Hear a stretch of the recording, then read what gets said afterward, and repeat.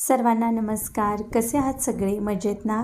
तर आज आहे दिवाळीचा पाडवा म्हणजेच बलिप्रतिपदा आणि आज सकाळी पहाटे लवकर उठून माझ्या आत्यांनी अशा प्रकारे शेणाच्या गवळणी बनवल्या होत्या.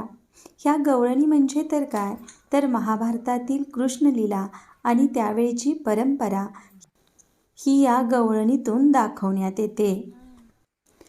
यात बरोबर मध्ये जो आपल्याला दिसतो तो आहे बळीराम आणि बाकीच्या चोहोबाजूंनी आहेत त्या इतर गवळणी आणि गवळी. आजचा हा सण गवळणींचा असतो, त्यामुळे या गवळणींना आज हळदी कुंकू लावून त्याचबरोबर फुलं वाहून सजवण्यात येतं. त्यानंतर थोड्या वेळानं पुरणपोळीचा यांना नैवेद्यही दाखवला जातो आणि इथं माझा मोठा मुलगा जो इंजिनियर आहे तो आणि आत्या चोहोबाजूंनी अशा प्रकारे ऊसाचा मंडप या गवळणींसाठी तयार करत आहेत. मलासुद्धा या शेणाच्या गवळणी तयार करायला मनापासून खूप आवडतात, पण आज पुरणपोळीचा स्वयंपाक असल्यामुळे मला वेळ मिळाला नाही. आणि इथं बघा तुम्ही, ह्या ज्या तुम्हाला गाड्या दिसतात त्या गाड्यासुद्धा पाडव्याच्या या शुभमुहूर्तावरती आम्ही हार घालून सजवल्या होत्या. ही माझी जुनी गाडी आहे प्लेजर, आणि यानंतर ही जी बुलट आहे ती माझ्या मोठ्या मुलाची बुलट आहे. त्याचबरोबर मिस्टरांची ही हिरो स्प्लेंडर आहे आणि ही शेवटी जी गाडी तुम्हाला दिसते ही TVSची गाडी आहे. आणि ह्या चारही गाड्या आम्ही आज हार घालून सजवल्या होत्या, कारण आजचा पाडव्याचा मुहूर्त हा 3.5 शुभमुहूर्तापैकी एक मुहूर्त मानला जातो. मी जरी नोकरी करत असले तरीसुद्धा शेती मी विसरत नाही आणि कोणताही सण असू द्या, शेतकऱ्याला मात्र सुट्टी नसते, कारण त्याला त्यावेळी ती शेतीतील कामे करावी लागतात, नाहीतर मग पुढं खूप पश्चाताप होतो.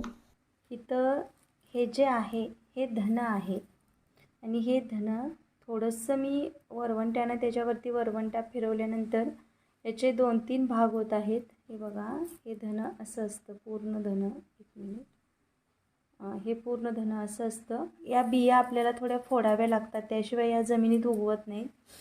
धन म्हणजे अर्थात याची कोथिंबीर तयार होते. आणि हे धन थोडं आपल्याला याच्यावरती असा वरवंटा फिरवून बारीक करून घ्यावं लागतं. थोडी जे फोडावे लागतात हे धने, त्याशिवाय ते जमिनीत उगवत नाहीत. त्यामुळे हे फोडून मी घ्यायला लागलेले. आणि शेतात कांद्याची आणि लसणाची लागण सुरू आहे, त्याच्यामध्ये आपल्याला हे धनं लावायचं आहे. त्यासाठी मी हे धनं थोडं थोडं अलगद असं फोडत आहे. हे धनं वाटून झाल्यानंतर ते पिशवीत भरलं आणि मी कांद्याची रोपं लावायला शेतात गेले. ही कांद्याची रोपं लावण्यासाठी वाफे तयार केलेले आहेत. आत्या अगोदर गेलेल्या होत्या आणि इथं पिशवीत तुम्ही बघू शकता ही कांद्याची रोपं आम्ही विकत आणलेली आहेत लावण्यासाठी. आणि हे त्या कांद्याच्या रोपांच्या शेंड्याकडचा भाग कात्रीने थोडा थोडा कट करत आहेत. मी त्यांना कारण विचारलं तर त्यांनी सांगितलं की हा जो पातीचा पुढचा भाग आहे कांद्याच्या, तो कट केल्यामुळे कांद्याच्या पाती पुन्हा म्हणजे नवीन कांद्याची पात येताना ती जोमानं येते आणि कांदासुद्धा चांगला फुटतो. म्हणून ही पात अशा प्रकारे कट करून आपण कांद्याचं रोप लावायचं. यातली काही कांद्याची रोपं घेतली आणि इथं तुम्ही बघू शकता ही कांद्याची जी वाफं आहेत. आता ह्यातली 3 वाफे जे आहेत ते आत्यांची लावून झालेत आणि साईडचा लास्टचा एक राहिलेला आहे तो आत्या लावत आहेत. आणि हा मधला जो वाफा आहे ना, याच्यानंतर पलीकडचा बरोबर पलीकडे काकी लावत आहेत ना त्या आणि आत्यांच्या मधला हा जो वाफा समोर तुम्हाला दिसतो, हा वाफा पूर्ण सर्व वाफा मी लावलेला आहे. व्हिडिओ करायला दुसरं कोणी नसल्यामुळं माझा व्हिडिओ मला इथं करता आला नाही. आणि ह्या ज्या मावशी आहेत ह्यांना कांद्याची रोपं लावायला आम्ही बोलवलं होतं, पण घरी पुरणपोळीचा स्वयंपाक असल्यामुळं आणि थोडंसं आम्ही लवकर न सांगितल्यामुळं त्यांना यायला वेळ झाला.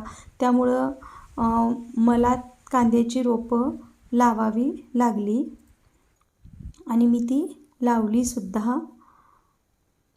डोक्यावर ऊन खूप लागत होतं, स्कार्फही आणलेला नव्हता.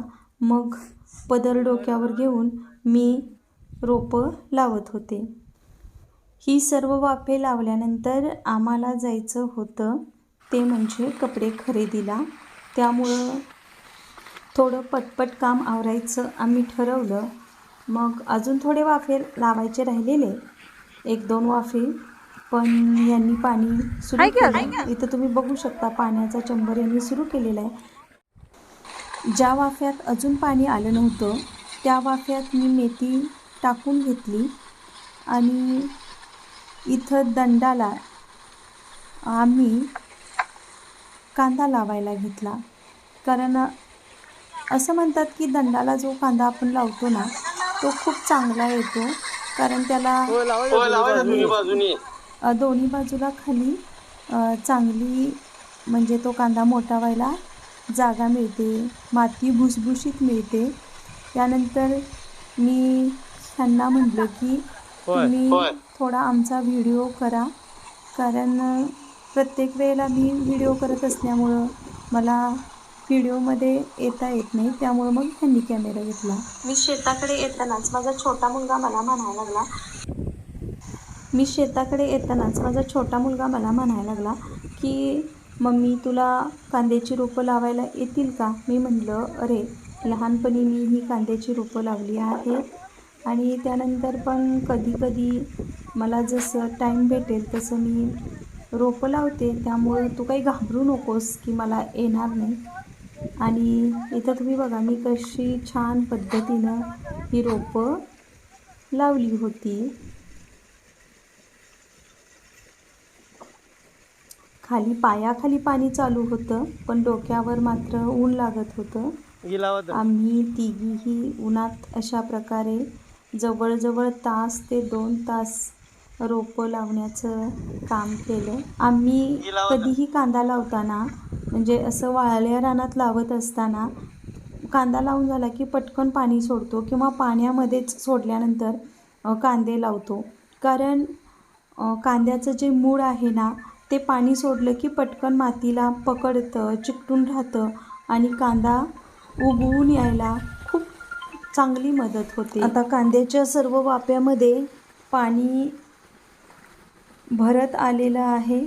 हे बघा आत्यासुद्धा कशा पट कांद्याची रोपं लावायला लागलेल्या आहेत. त्या नेहमीच काम करतात, त्यामुळं त्या खूप दोन्ही बाजूनी. हा कधीतरी शेतामध्ये काम करण्याचा अनुभव मला खूप छान वाटतो. त्यामुळे शेती आणि माझं एक चांगलं नातं निर्माण होतं आणि शेतामध्ये काम केल्याचाही मनाला खूप चांगला अनुभव मिळतो. आपण लावलेला कांदा मोठा आल्यानंतरसुद्धा बघायला खूप बरं वाटतं. अनेकदा आपल्याला शेतात काम करायला कामगार किंवा मजूर मिळत नाहीत, तर त्यावेळेला आम्हाला बऱ्याच वेळा घरातल्या माणसांनाच शेतामध्ये काम करावं लागतं.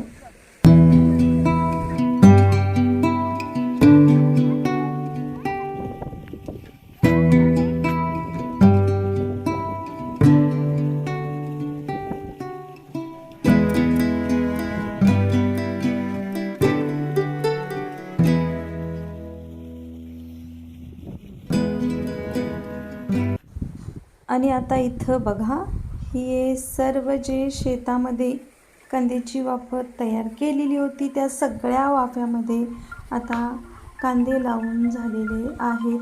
आणि इकडं तुम्हाला जे मोकळे वाफे दिसतात ना तर ते वाफे लसणाचे आहेत. यामध्ये अगोदर आत्याने लसूण लावलेला आहे आणि ही पूर्ण शेती आता कांदा आणि लसूण लावून झालेली आहे.